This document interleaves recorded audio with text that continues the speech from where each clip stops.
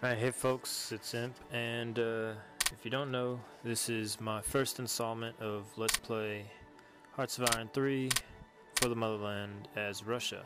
I'm running this as a democracy game, which means that the viewers are going to have input. Our first vote was actually last week. There were relatively few voters, but we voted to play Russia. So go ahead and subscribe and favorite and everything like that, so that you can keep track of what I'm doing. So I'm gonna go ahead and go through this real quick because my audio suite this year, or my audio suite today, is really shitty. So, okay, we're playing the Soviet Union, and of course we're totalitarian. So it means, in terms of votes, the only real vote that people are gonna have input on is like when I change major laws, or when I decide to go to war. I mean, there's a couple more rules about voting and stuff like that. Y'all can look it up on the website and see the rules.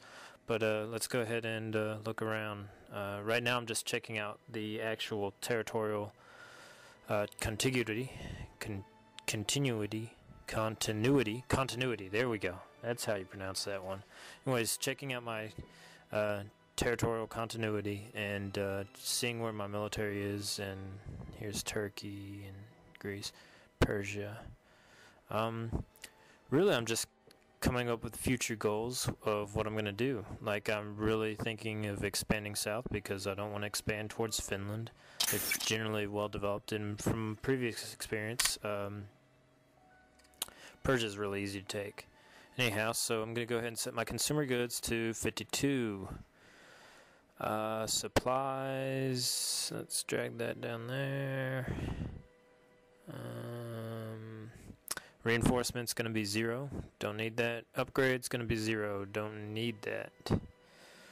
You know what? I'm going to go ahead and set my supplies up. I'm not going to have too much money that I'm working with, so I'm not going to be able to import any supplies, and I don't want to put that on my allies too much right now. Let me go ahead and cancel these 3 ships, and the goal is I want to take all my industry and production and put that into producing new factories and facilities to increase my production. So let's go ahead and move on to that. What I like to do is I like to look at the victory points map when I'm assigning where to put production. I like to center all my production around victory points because victory points usually have manpower and leadership resources, so it makes sense to put your industry in those areas because it makes only one place instead of a lot of different places that you have to defend. But it also means that you're strategically vulnerable in those places, so I mean, you may want to spread it out a little bit around those areas, and maybe a few other strategic areas that you build up. But generally the victory point areas will also have fortifications, so they're a little bit easier to defend. Alright, so one of the things you have to do is decide if you want to, how you're going to distribute your manpower. I'm not really going to go too much with diplomacy. I found espionage works a lot better for the Comintern nation, so I'm going to set this at 0.5 so that I can still generate diplomatic influence so that I can make trades and other negotiations with other nations. But I'm going to mostly use intelligence services to try to influence other people to join Comintern. Officers, I'm going to go ahead and set those to just at 1 leadership per month, so I generate 2 officers, which should eventually bring up my leadership to 100%. So now we're going to go ahead and decide what technologies, and as a Soviet Union you've got low leadership, so you're having to play ball with really very few options. The first thing I recommend is go ahead and get Blitzkrieg, infantry warfare, and mechanized offensive. But I am debating on, I'm going to go with tactical command structure because that's the morale aspect for mechanized defensive, and it's in 1918, so it's less developed, so I need to go ahead and bring that up to speed, and should only take a couple of months. CAS pilot training, because as a ground war nation I want close air support, and later on, of course, fighter planes to cover my CAS planes. Education And both industries, of course, necessities. No matter what nation you're playing, you always want to boost your leadership and boost your industrial production. Going back to tanks, always a necessity for a ground war nation, especially the Soviet Union. I want to build up so I can get that T-34. Infantry, I would really recommend just, I don't know, I mean, a small article could be written about different infantry tactics based solely on research, so I'm not going to go in that too much. I generally go for a well-rounded, very researched infantry division, but you can really make your forces stand out in the early game by specializing them. Of course, they're not going to be able to compete with late-game units that are fully teched out, but early game they can be really competitive. I want to go ahead and start on basic aero engine, and for the large aircraft, the bomber size type things, I'm really not gonna do too much. I mean, the Soviets in real life didn't have strategic bombers. They had them, but they didn't use them that much, especially not compared to the IL-2. And I've got close air support, as you can see in the little left of the technology screen. I've got my CAS aircraft, so I really don't need anything from here, so probably not going to take anything. Now, it is interesting to read up on what each of them do. They're really more important for primarily if you're playing America, because they're the only ones who are going to have the research to do that. Maybe Britain. Alright, so still kind of deciding what the last thing I should do is. Gotta bring my leadership up to par. Got a quarter of a spy being built per day. I got one more research I can get away with. Anti-tank. I want to go ahead and really specialize in my ability to take out tanks, and that might be counterproductive, so I might switch that up and go for artillery later on. This audio is being done post play, so I'm really looking at what I'm doing and re-examining. As you can see, my government's fractured, and this comes from the fact that all my ministers are not in the appropriate parties they should be. And I'm gonna take a few minutes here and look at my ministers and try to figure out if I can remove this fractured government thing. I'm gonna discover very quickly that I can't do this. So, my answer then will be to redirect my intelligence services. Hold on. I'm gonna end up redirecting my intelligence services after I figure out that I can never reduce the Stalinist, and I can never fill an Octoberist in my cabinet. So I'll never get that fractured government away unless I vastly reduce the influence the other parties have upon my nation. And I'll have to do this through the intelligence service by raising national unity, supporting my party. And look, see, that guy's a Leninist, etc., etc., etc. And they need one cabinet position. Blah, blah, blah, blah. Go ahead and click. Stalinist.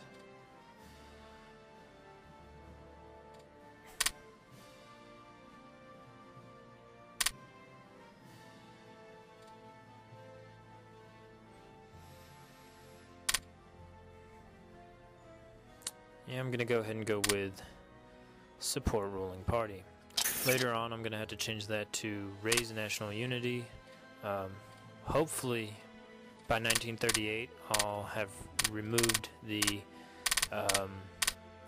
Hopefully, by 1938, I'll have removed the fractured government tag, which will stop lowering my national unity, and I can effectively start raising it, because I really don't want to have to execute my officer corps, because that's going to reduce a lot of my capabilities and remove a lot of my leaders. Instead, I just want to increase the popular support for the party so that I don't have to do that, because the only reason that you would remove your officer corps is so that you can raise your national unity, because it gives you a 25-point boost in your national unity. But if you're already found a way to raise your national unity without doing that, then by all means you don't do it, you know. As you can see, I'm taking away all of my espionage capability from all these other different countries, which you may say is stupid, but I'm leaving most of them, you know, the spies in there have no mission, so they won't die on their own, I don't think. And as conflicts develop, I plan to do different things. As you can see here, I'm going to send spies to Turkey to raise their support for Stalinism. And let's see here. Gonna go ahead and pause that. About ready to go ahead and hit start. Let me go ahead and examine my theaters. This is another thing I discovered. You want to assign leaders to your upper headquarters type units, and I think this is where I discovered that I have no excess leaders with which to assign to my units, so I can't have any headquarters unit leaders right now. But later on, I know I get an excess of leaders, so I can, you know, assign them as needed then. But I have no excess leaders right now, so can't really do anything about it, so might as well chug on. And I don't really want to remove anybody who's already in position in command of a division, because it's much more important to have somebody in command of the division itself than somebody in command of the headquarters units that are in command of the division. Though, from previous experience, having headquarters commanders is important enough to where it can cause you to lose a war against, say, Germany. Alright, France, Popular Front, blah blah blah. And so we're going to go ahead and speed it up until the end of January, so that we can pause on March 1st and conclude this first turn. One thing I want to go ahead and note is that this first turn is going to be a month, and I know I stated in the rulebook that all turns would be 1 month long, but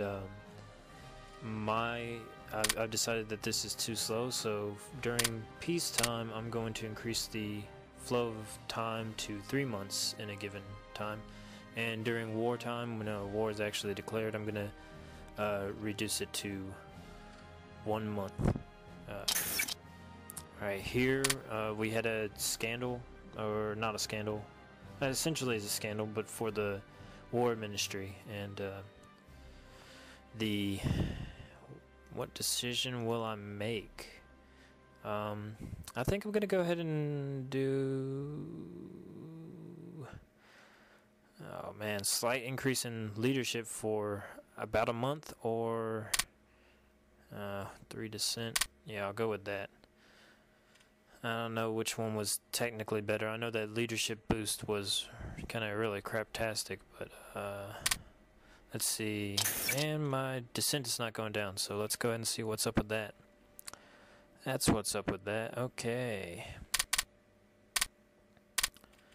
Gonna go ahead and boost this a little bit. I want to go ahead and boost this to 52, so that my dissent slowly creeps down.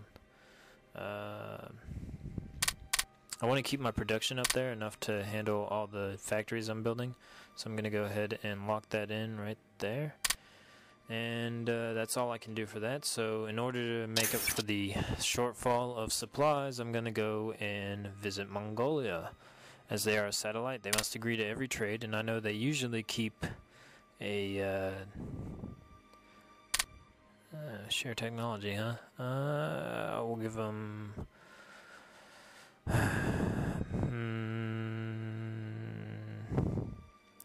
I think I end up deciding on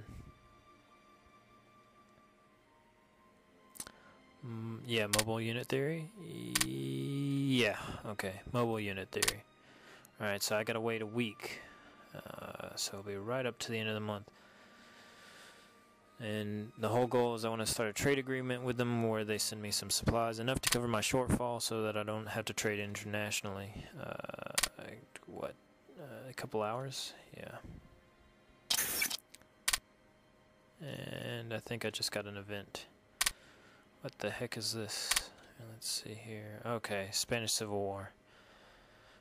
Alright, we're gonna go ahead and send the troops, send the stuff, because that's what I do every game.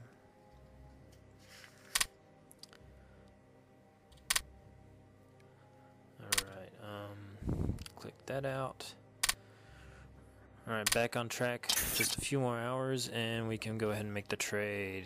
Alright, offer trade agreement. You give me, let's say 5? Yeah.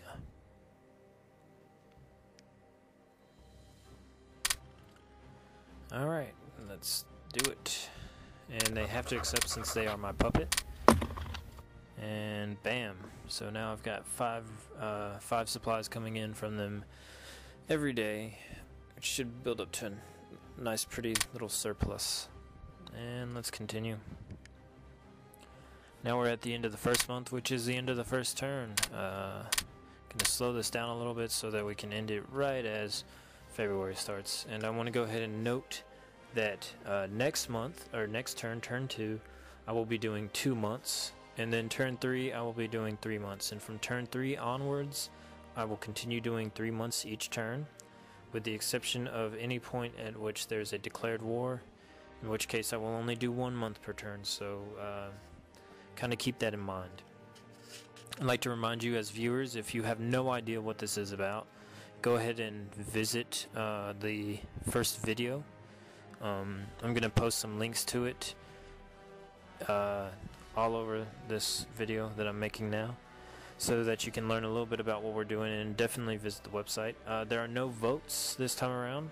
I mean, I'm pretty much going into turn 2, and since I have like really totalitarian power, you know, there's really no votes going on, so I'm not going to bother making a vote page. Check on the website and leave me comments, stuff like that, and the more people we get participating, the better the next round is going to be. Hopefully we'll get a more democratic leaning nation, maybe Sweden or something. Sweden would be awesome, I think, would be a great game. And it would require a lot more votes and player interactivity. So thanks for watching turn 1, and I will see you next week.